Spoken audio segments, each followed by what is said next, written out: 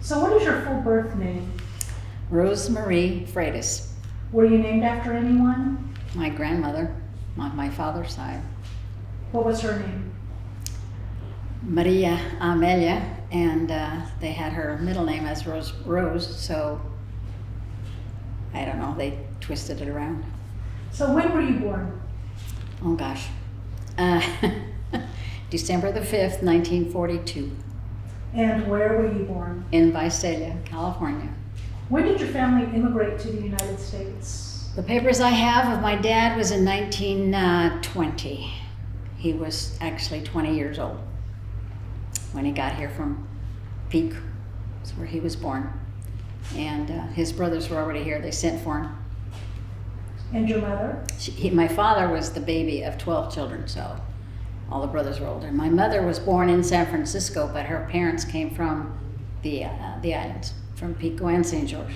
So why did your family on both sides leave the Azores? Did they ever say why? Yeah, to better themselves here, because my father said it was because his brothers were already here and they saw what the life was like here better than over there, so that's why they came over. So Yeah. your father's brothers what were they doing? Were they working in the dairy industry? No, well, not all of them. There was 5 of them here, and one of them was in Rio Vista. He was a fireman. My Uncle Manuel his first name was Vicente. And then my Uncle Manuel in Fresno, he worked on a ranch. He had a ranch. And then my Uncle John in Lemoore, he had grocery store. And then my godfather and my father were partnership in dairy in Visalia. So your father then was born in the Azores. Your maternal grandparents, it sounds like, were born in the Azores. Oh yeah, Is they that- all were. Okay. Everything came from over there. So did your father ever tell you what it was like to adjust to life in the United States? Yeah, it was a little rough. Can you explain how? He just said it was different. The only thing it was easier, but it was still different because of the language. He didn't know the language, and it took him a while to learn it, but he did. He made it, and just to get the work. He loved to work. He loved to work on a ranch. He loved to work around the cows and dairies and stuff. And so it took him a while to get the dairy. He only started out with, I think, 20 cows, and then, but it built up, and it was rough.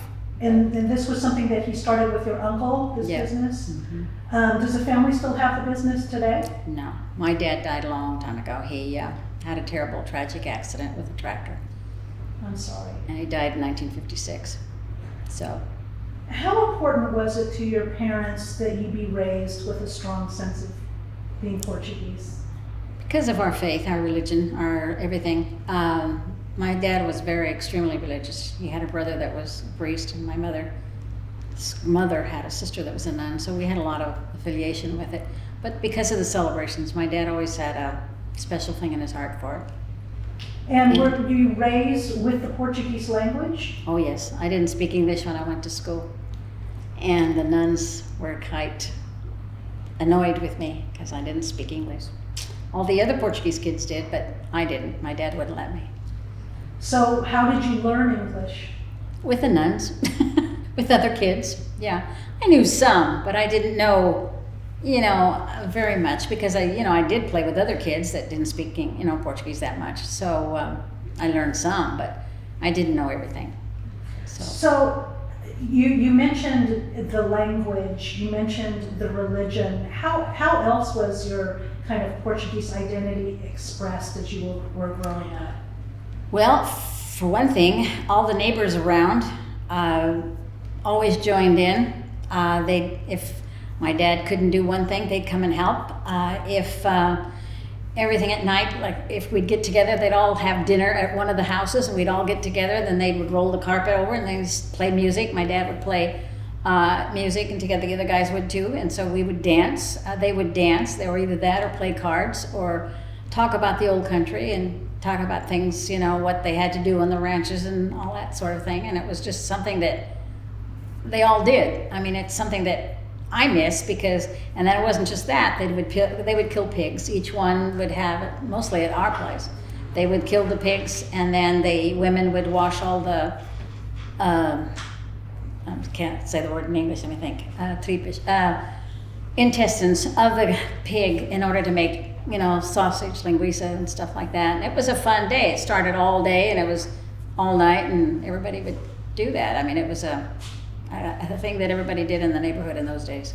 So it sounds like it was a very close-knit Portuguese-American community. Very. In Visalia? In Visalia. So now that, as you got older, Rosie, was it important to you to maintain Portuguese traditions and customs? Yes, it was for me, because my dad was so close in it that once he passed away, I stayed with it because I wanted my kids to grow up that way. And they did. My girls speak Portuguese. My son, no, because already by the time, my in-laws passed away, he kind of forgot it. But the girls all know it, and it's a tradition that I like because my oldest daughter is a teacher. She teaches here in Tulare, and she's been able to use her language skills for the children that have come. My youngest daughter works for a big corporation, and she speaks 7 different languages, so she goes all over. And knowing a language is a different language too is even better. So yeah. In addition to the language, are there other reasons why it was important to you that your children kind of maintain that strong sense of identity? Because I wanted them to realize where their grandparents and everybody came from. They've been to the old country with me, and so they've seen it, and they really enjoyed it and love to see what, how they live over there. So I'd like to talk now about your involvement with festas. First of all, what is a festa? A festa is a gathering of the Portuguese people in a religious way where we honor the blessed, either the Blessed Mother for Our Lady of Fatima or the Holy Ghost for Saint Isabel or Saint Anthony. That's what the festa is. It's where we feed the people, feed the poor. They make all this food. It's all donated. The food is then given to people to eat. When we're finished, we give it to other people that don't have any food. So it's mostly to feed the poor and sick and people can't come out or whatever. That's what we do. So it sounds like it's a central feature of the community. Would you say that? Mm-hmm. Can you imagine the Portuguese community without a festa? No. It was rough these last 2 years. Very rough. When did you first get involved with the festas? When I was a child. I was in the parades. I was very small. I had polio as a child. My dad made a promise that if I could walk, he would put me in the parade. So one of our neighbor's daughters was the queen, and they put me in as one of the cape holders, because in those days they held the cape. So I walked all that road down, and so I started when I was little. And my dad used to cook with his brothers over there. So you mentioned the cape. Mm. Obviously that's something that you continue to have a Well, deeper involvement. my mother didn't know how to sew, so she had somebody else make the cape and dresses and stuff like that for us. But when I got old enough, I always learned how to sew, and so I figured out how to make one by myself. And the first one wasn't that great, but that's fine. I learned after that. So you now make the capes for the queens. Yeah, I've made them now for 50 years. What's that process been like for you? I mean, what has it meant It's to fun. you? I like it because I love to see it go down the street, go down the road. I love to see it on them and what it represents. What does it represent? It represents Saint Isabel to me. Yeah. So as you're making the capes, Rosie, what do you think about? Do you think about the best way to honor the saint? I mean, Yes. Is it a meditative process? Yeah, and they do them differently. Each one has their own idea. I don't do it like I want to do it. I do it like they want to do it. They give me an idea, then I go from there, but try to keep it as religious as possible, which we do. And I try to put the crown on there for the Blessed Mother. I have put actually her. What I do is I draw a big picture of her, paint her face, paint her hands, and then bead the rest of her body and put it on the cape. Same thing with Saint Anthony. I have made him in different shapes and painted his face and his hands and the little baby Jesus the same way. And then I do the beads on the rest of the body. Are And these so- capes a standard size, or is this? Yes. Well, there's a size for the big ones, but then the little ones, and when they have the smaller queens, it depends on their size. But I have an old pattern that I go by. So what happens to the capes after they're They used? keep them. They keep them and put them in their little cedar chest and keep them for memory. Yeah. I still have all my girls in cedar chests and my own. My goodness. Wow. So your daughters have been queens. My What is- my granddaughters. How has that been like? What has It it was been fun. like for you? It was fun. It was great. I enjoyed it. We enjoyed it.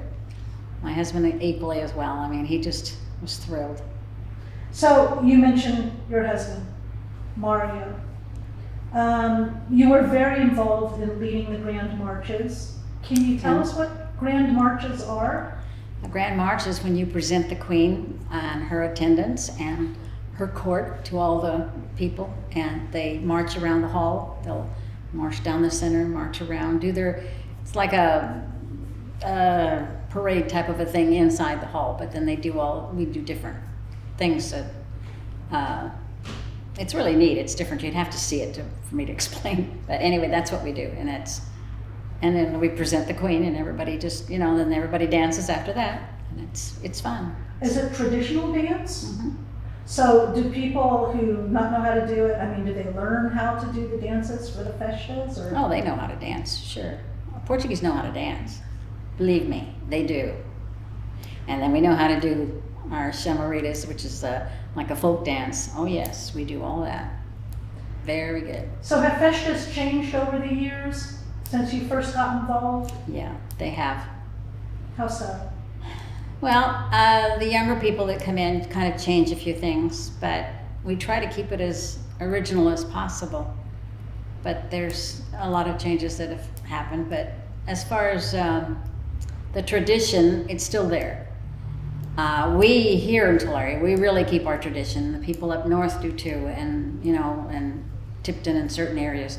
But there's some that it's just a festa, but it's not the same. But ours, it's very traditional. It's everything, and it's the bread that we make, the food that we give out, and the stuff that we do, and the sopas that they make. Everything is pretty much the flavors have changed throughout the years because the younger guys kind of changed the spices, but other than that, it's pretty well traditional, same way. It's good to hear that it's still kind of maintained a sense of momentum. Yes, it in has. terms of which is great. How much of that do you think is tied also to the fact, Rosie, that there's such a dynamic and large Portuguese-American community here in Tulare? It's a lot, because here in Tulare there's a lot of us, and a lot of them are from there. It's mostly like my age or a little younger that are born here, but we've kept the traditions. But the older ones, yeah, there's a lot here that have done that. They've always liked to keep it their way. You mentioned being to the Azores and that your children have gone to the Azores. When did you first go? 1953. And how many times would you say you've been back? Or do you go back as often as you can? No, see, my dad died in 56, and that was a promise that he'd made, was if I could walk, we'd go over there. And he paid a promise over there, a big one, and fed a lot of people. And we were there almost a year. And then I didn't go back until I got married with Mario. Then we went back several times. What calls you to go back there? My cousins, my family. It's beautiful over there. It's gorgeous. I don't know if you can see these pictures, but yeah, it's different. It's a very slower life. It's family oriented. It's friends. It's just different. Yeah. So I just have a couple more questions, and it kind of has to do with Portuguese identity. And the first one is, to what extent do you believe that being Portuguese American has shaped who you are? A lot. I still do and believe the way my parents taught me. I raised my kids the same way, and hopefully for them to be the same way too. But I know as the generations go down, it's a lot different, just like with grandkids already. But it's just something that I, grew up with, and I knew that that was the right way to be. Very, very traditional. So When you talk about the way that they raised you, what specifically is it? Like a certain value system? What is it exactly? I was praying on the bed, by the bed at night, every night, to the Blessed Mother every single night, and go to Mass every single Sunday and every holy day. And and I went to Catholic school. Yeah, we did. We were pretty well strict with that. It's changed a lot, but yeah, in my time, that's what it was.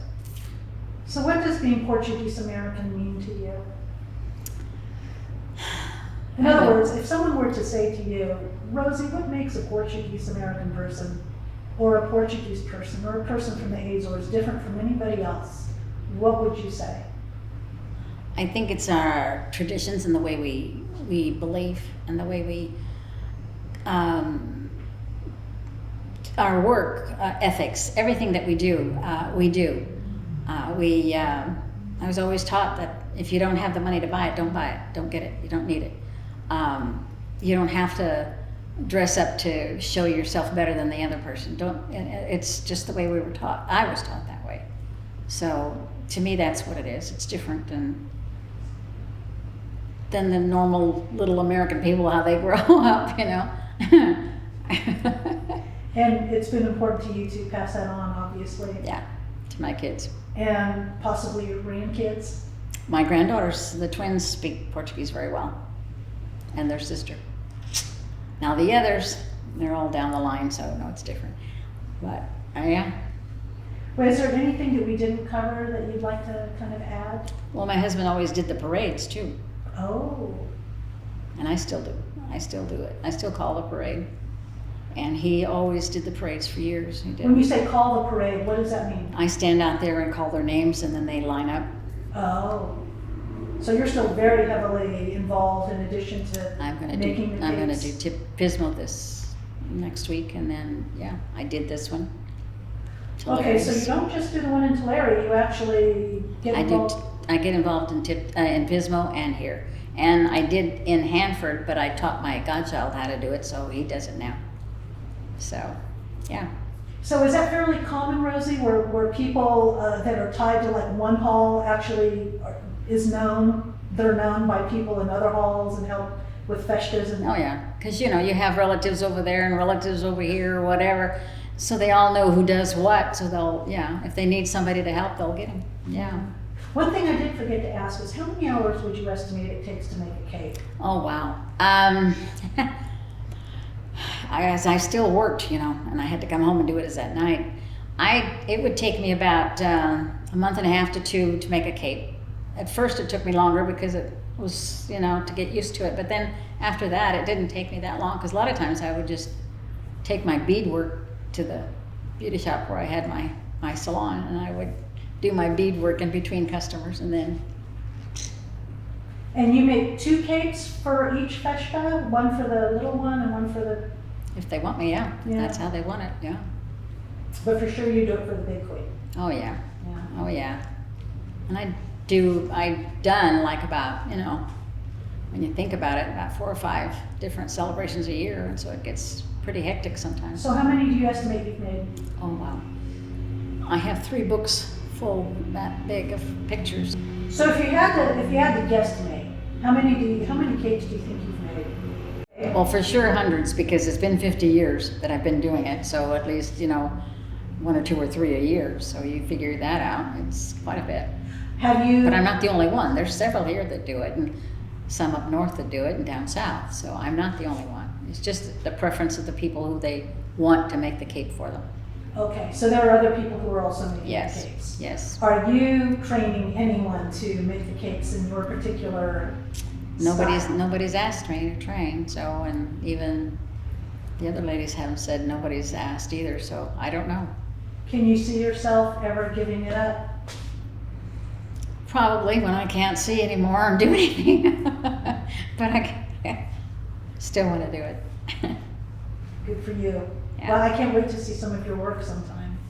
I hope we can do that. There's some in the crown room in there. Oh, My really? kids, the pictures are in the crown room in there, and then I have Oh. some at home. Excellent. Are you involved with the Portuguese band too? My grandfather started the Portuguese band in Hanford with his brother and his son. And then that went on as the years went by. Tulare here didn't have one until 1982 or 81. And my kids were involved because they were in band in the high school. So they asked my kids to get started with the Portuguese band, and my husband was involved, and so was I. My kids stayed in the Portuguese band that first year, and my oldest daughter had to teach it until we got some older men from the old country that knew, how to play instruments, and they started coming and learning to do the band, and it's been going on ever since then. So yeah, that our kids were involved. They started. So the Portuguese band is tied to the festas. They're Oh, the ones yes. who perform. Yes. So what music do they play? Is there a specific? They play the of the Holy Ghost, the Portuguese anthem, the American anthem, and then all the other religious songs that go with the celebration. So is it primarily religious music then? No, they have concerts for everything else. They'll play other music. At the festas, they'll play other music? If they have it, usually they have their concerts at their own little celebration, not during the Portuguese celebration. But you had mentioned dancing, but they play dancing music that. For I guess they traditional could. dance? I've never seen them do it yet here. Oh, okay. It's mostly in the parade. They just Okay. march, yeah. All right. So as far as the Portuguese band goes, and what instruments are involved? All of the instruments, they use everything. My grandfather was the French horn, my Uncle Johnny was the drummer, and my Uncle Joe was the trumpet. So But there they really have- is a band. No, they have everything. They have Yeah. the clarinets, they have their horns, they have everything. I mean, their drums, everything. They got all of it.